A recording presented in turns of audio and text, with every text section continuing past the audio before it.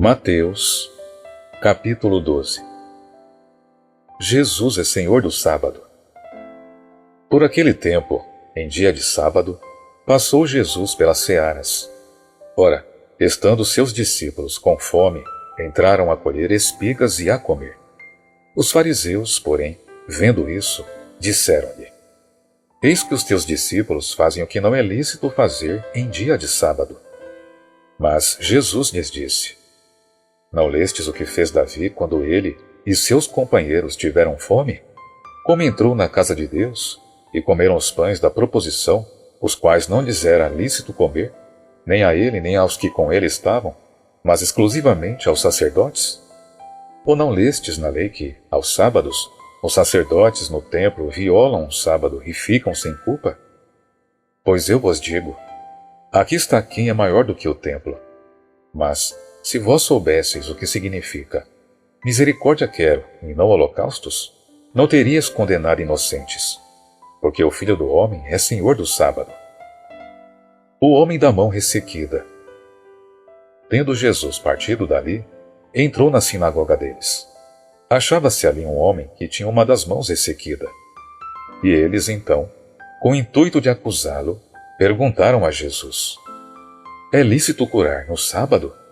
Ao que lhes respondeu: Qual dentre vós será o homem que, tendo uma ovelha, e num sábado, esta cair numa cova, não fará todo o esforço, tirando-a dali? Ora, quanto mais vale um homem que uma ovelha? Logo, é lícito nos sábados fazer o bem. Então disse ao homem: Estende a mão. Estendeu-a, e ela ficou sã como a outra. Retirando-se, porém, os fariseus, conspiravam contra ele sobre como lhe tirariam a vida. Jesus se retira.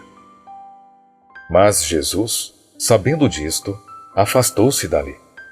Muitos o seguiram, e a todos ele curou, advertindo-lhes, porém, que o não expusessem à publicidade, para se cumprir o que foi dito por intermédio do profeta Isaías: Eis aqui o meu servo que escolhi, o meu amado, em quem a minha alma se compraz. Farei repousar sobre ele o meu espírito, e ele anunciará juízo aos gentios. Não contenderá, nem gritará, nem alguém ouvirá nas praças a sua voz.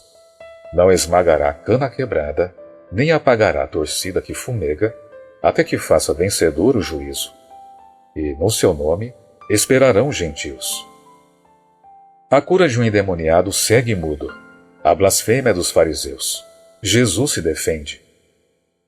Então, lhe trouxeram um endemoniado, segue mudo, e ele o curou, passando o mudo a falar e a ver. E toda a multidão se admirava e dizia: É este, porventura, o filho de Davi? Mas os fariseus, ouvindo isto, murmuravam: Este não expele demônios, senão pelo poder de Beelzebu, maioral dos demônios. Jesus, porém, conhecendo-lhes os pensamentos, disse: Todo reino dividido contra si mesmo ficará deserto, e toda cidade ou casa dividida contra si mesma não subsistirá. Se Satanás espelha Satanás, dividida está contra si mesmo. Como, pois, subsistirá o seu reino? E se eu expulso demônios por Beelzebu, por quem os expulsam os vossos filhos? Por isso, eles mesmos serão os vossos juízes.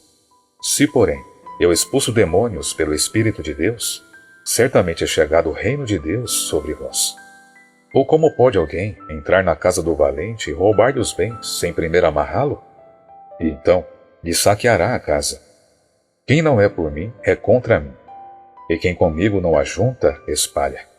Por isso, vos declaro: todo pecado e blasfêmia serão perdoados aos homens, mas a blasfêmia contra o Espírito não será perdoada. Se alguém proferir alguma palavra contra o Filho do Homem, ser-lhe-á isso perdoado. Mas se alguém falar contra o Espírito Santo, não lhe será isso perdoado, nem neste mundo, nem no porvir. Árvores e seus frutos. Ou fazei a árvore boa o seu fruto bom, ou a árvore má e o seu fruto mau, porque pelo fruto se conhece a árvore. Raça de víboras, como podeis falar coisas boas, sendo maus? Porque a boca fala do que está cheio o coração.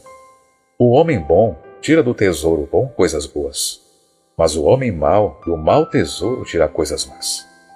Digo-vos que de toda palavra frívola que proferirem os homens, dela darão conta no dia do juízo. Porque pelas tuas palavras serás justificado e pelas tuas palavras serás condenado. O sinal de Jonas. Então, alguns escribas e fariseus replicaram: Mestre, queremos ver de tua parte algum sinal. Ele, porém, respondeu: Uma geração má e adúltera pede um sinal, mas nenhum sinal lhe será dado, senão do profeta Jonas. Porque assim como esteve Jonas 3 dias e 3 noites no ventre do grande peixe, assim o Filho do Homem estará 3 dias e 3 noites no coração da terra. Ninivitas se levantarão no juízo com esta geração e a condenarão, porque se arrependeram com a pregação de Jonas. Eis aqui está quem é maior do que Jonas. A rainha do sul se levantará no juízo com esta geração e a condenará, porque veio dos confins da terra para ouvir a sabedoria de Salomão. E eis aqui está quem é maior do que Salomão. A estratégia de Satanás. Quando o espírito imundo sai do homem, anda por lugares áridos procurando repouso, porém não encontra. Por isso diz: Voltarei para a minha casa de onde saí, e tendo voltado, a encontra vazia, varrida e ornamentada. Então, vai e leva consigo outros 7 espíritos, piores do que ele, e entrando, habitam ali. E o último estado daquele homem torna-se pior do que o primeiro. Assim também acontecerá a esta geração perversa. A família de Jesus. Falava ainda Jesus ao povo, e eis que sua mãe e seus irmãos estavam do lado de fora, procurando falar-lhe. E alguém lhe disse: Tua mãe e teus irmãos estão lá fora, e querem falar-te.